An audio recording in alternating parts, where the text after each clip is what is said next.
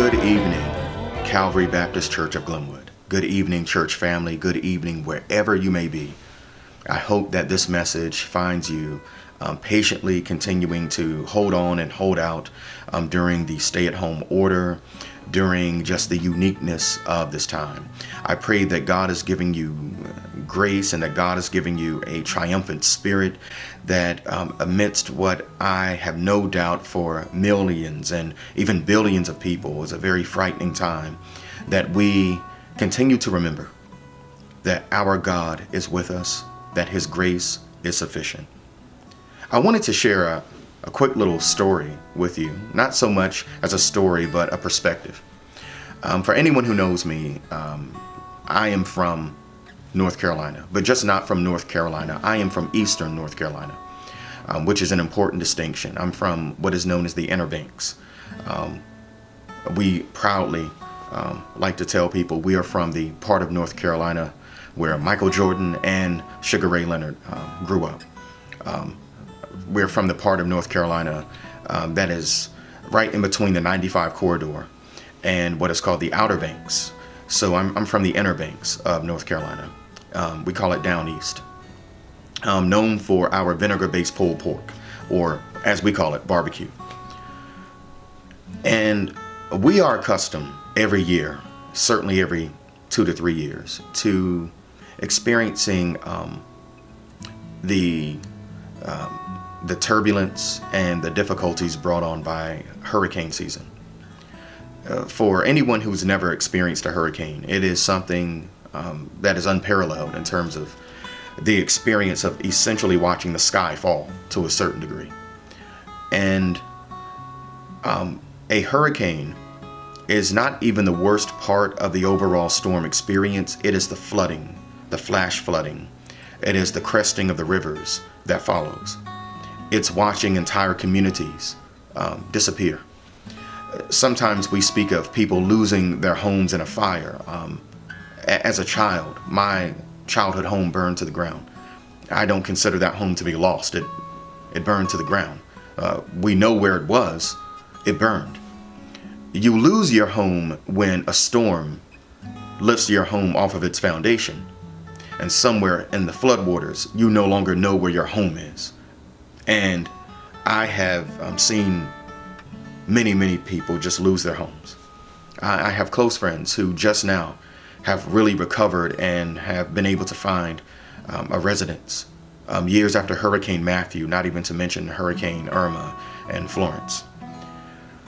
And I'm accustomed to the National Guard having to take to the streets in conjunction with the state troopers, as we call them in North Carolina, and also the state police of South Carolina, even locking down interstates, even locking down local streets. I'm used to curfews, where you know that between 5 p.m. and 6 p.m. you have to get to where you're going, because from 6 p.m. until say 6 a.m. if you're on the streets, you're violating a city ordinance.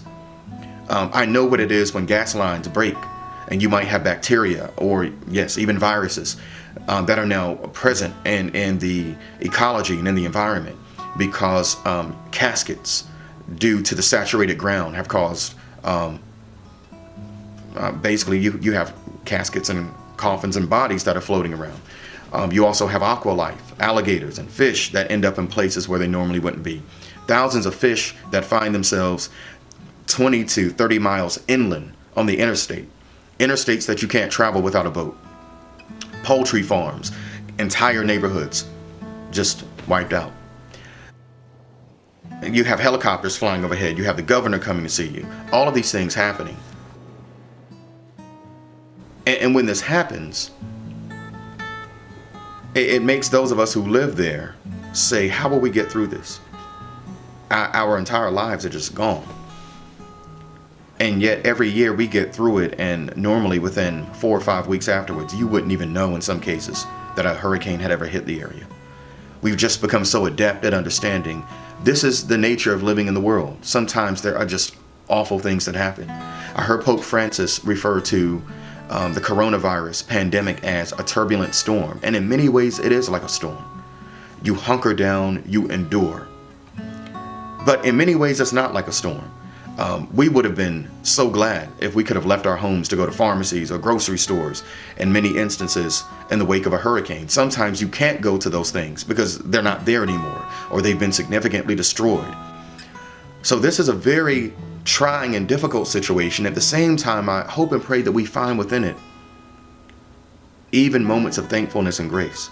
If you can drive down your street, if you do have a residence, if you are still able to give a helping hand to someone, I'm telling you as somebody who knows, I've seen communities essentially drown and get wiped out.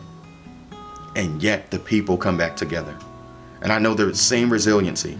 I have no doubt that the same resiliency that is in our native southern and coastal hearts there. I have no doubt that throughout the entire United States of America, that same resiliency is there. I know it's in Chicago. I have no doubt. I've often told people Chicagoans are the toughest people on earth. So I have absolutely no doubt that type of strength is here in Chicago, and likewise throughout the entire world. So I just wanted to share with everyone just an encouraging word. We will not only get through this, we'll be stronger on the other side. I'm telling you as somebody, again, who on an annual basis, sees entire communities get upended. And within weeks, certainly within a couple of months, we're right back at it, moving forward, pushing forward. So my prayers to everyone, especially in New York right now, especially in Louisiana. My prayers to everyone as we all endure this storm together, but it will pass. And the Lord has promised, He says, I will be with you. I will be with you. And the rivers will not overtake you. And the floodwaters will not overwhelm you. And the fires will not burn you. And likewise, this pandemic will not end us. It will make us stronger. So I want you to be encouraged. May God bless you.